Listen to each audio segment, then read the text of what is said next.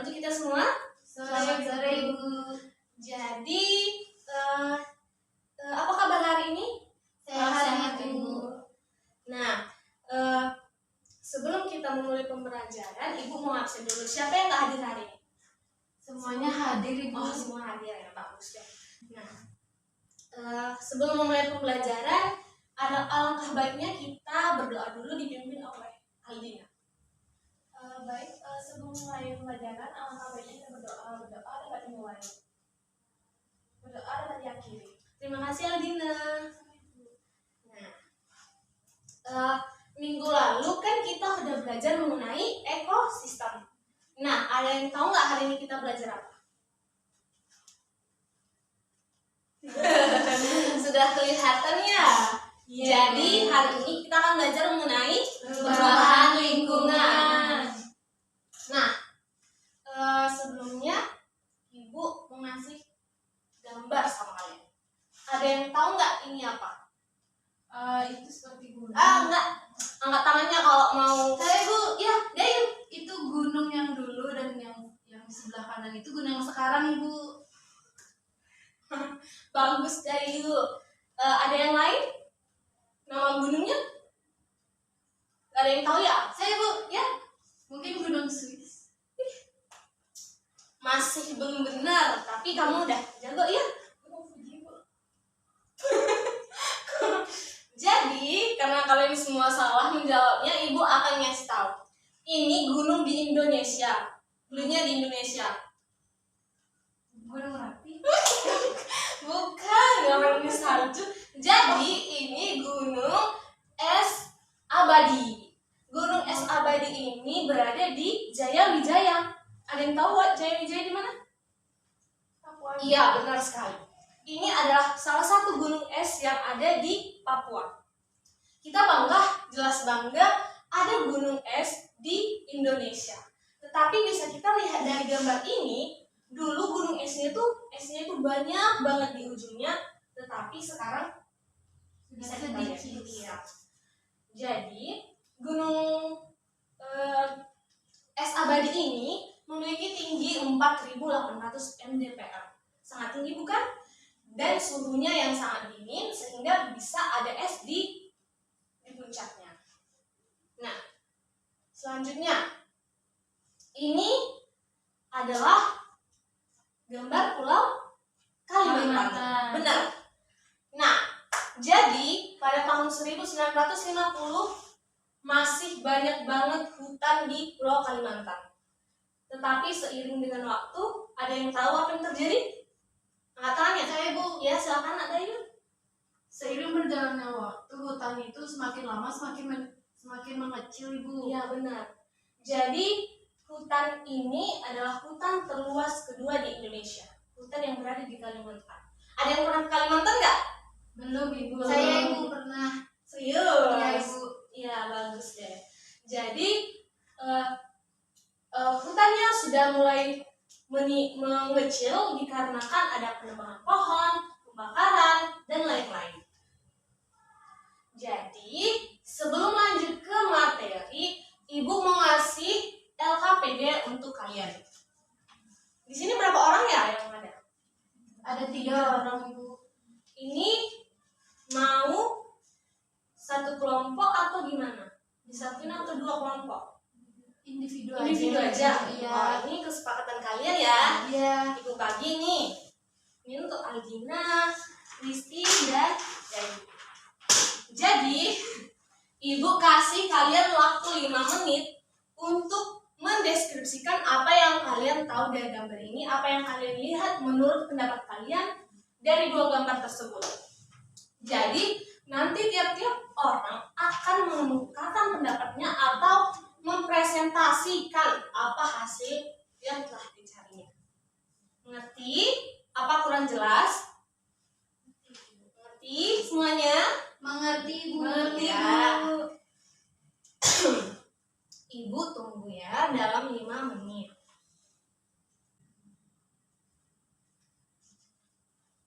Nah, sebelumnya dari masalah yang Ibu berikan tadi, Apa yang bisa kita lakukan? Kita akan membahas mengenai perubahan lingkungan. Setelah mempelajari ini, kalian diharapkan mengetahui apa saja perubahan lingkungan, faktornya, dan apa yang dapat menanggulangi perubahan lingkungan tersebut. Nah, jadi kalian diajak dulu untuk mendeskripsikan permasalahan lingkungan yang Ibu berikan di LKPD kalian. 5 menit, ingat ya, waktunya 5 menit. Gimana Nak Aldina? Bisa?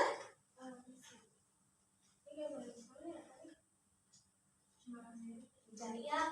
Literaturnya bisa dari Google, bisa dari ChatGPT atau yang lain-lain.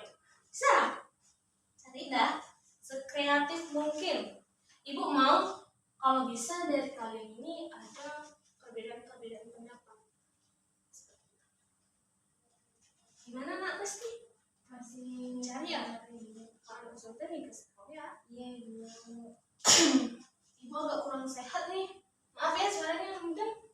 Iya Ibu, tidak apa-apa. Semoga sembuh ya Bu. Ya, terima kasih.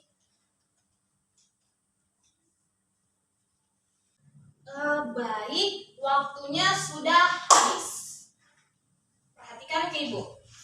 Jadi jawaban yang nomor 1, soal yang nomor 1 apa? Saya Ibu, Ya, silakan ada yuk. soal yang nomor 1, jenis perubahan lingkungan apa yang terjadi? Yang dimana pada gambar 1 itu, air limbah industri cenderung mengandung zat berbahaya. Oleh karena itu, kita harus mencegahnya agar tidak membuang air limbah industri ke saluran umum, yang akan mengakibatkan terjadinya pencemaran air. Adapun jenis-jenis logam berat adalah rafsa, timbal, dan kadmium, di mana ketiganya sangat berbahaya bagi manusia apabila mengonsumsinya. Dan pada gambar 1 juga ikannya itu mati karena akibat pabrik industri. Iya, benar. Jadi, itu kan yang Contoh pertama. udah cuma itu yang bisa Dayu sampaikan. Iya Ibu. Terima kasih banyak ya Dayu. Kasih tepuk tangan dulu untuk Dayu. Nah, contoh yang kedua ada yang bisa menyampaikan nggak? Silakan. Baik, izin menambahkan dari jawaban Dayu, di mana pada gambar 1 itu selain pencemaran air limbah, di sini juga ada pencemaran lingkungan limbah rumah tangga, di mana limbah rumah tangga ini merupakan limbah yang berasal dari hasil samping kegiatan pengolahan. Limbah organik adalah limbah seperti kulit buah, sayuran, sisa makanan, kertas, kayu, daun, dan berbagai bahan yang dapat diuraikan oleh mikroorganisme. Di mana limbah yang berasal dari bahan anorganik antara lain besi, aluminium, plastik, kaca, kaleng, bekas cat, dan minyak wangi. Dan di perairan itu sampah mengalami proses penguraian oleh mikroorganisme. Akibatnya dari penguraian tersebut kandungan oksigen dalam perairan juga menurun, dan menurunnya kandungan oksigen dalam perairan akan merugikan kehidupan biota di dalamnya. Mungkin sekian. Ya, terima kasih Nak Kristi. Tepuk tangan dulu untuk Kristi.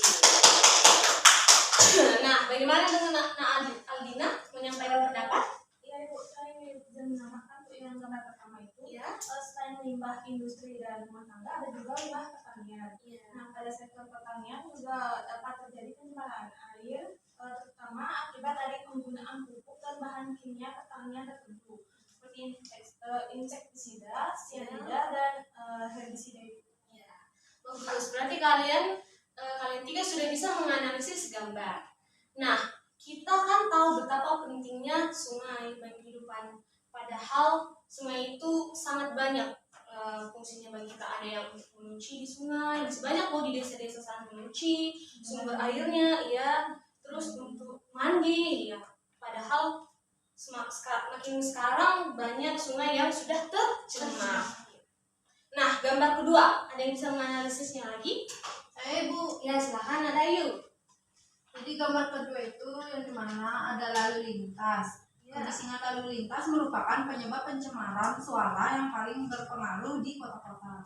Sumber kebisingan ini bisa berasal dari klakson mobil yang menghasilkan 90 dB dan bus yang menghasilkan 100 dB. Dari saya itu Ibu. Terima kasih.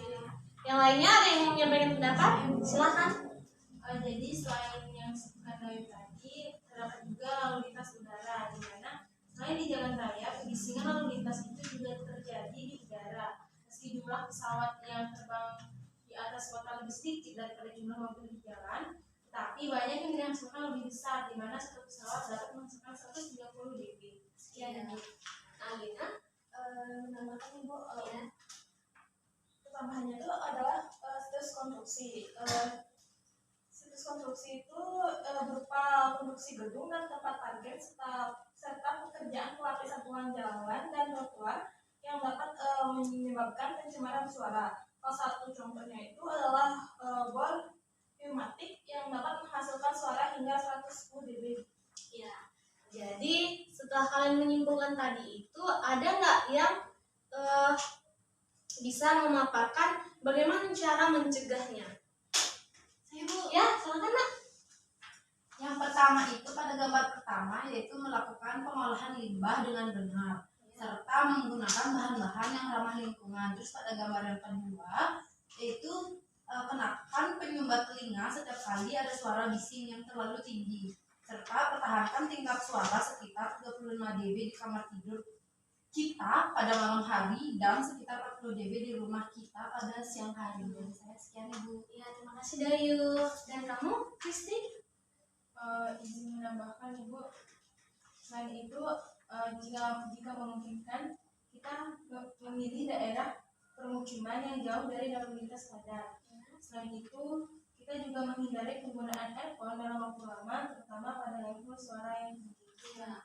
Ibu mau nanya nih, rumah kalian dekat nggak sama ini jalan raya? Dekat Ibu, Iya. saya dekat.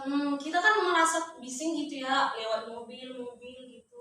Iya Bu. Jadi lebih baik kita kalau bisa memilih rumah yang di pedalaman dan jauh dari suara-suara seperti itu.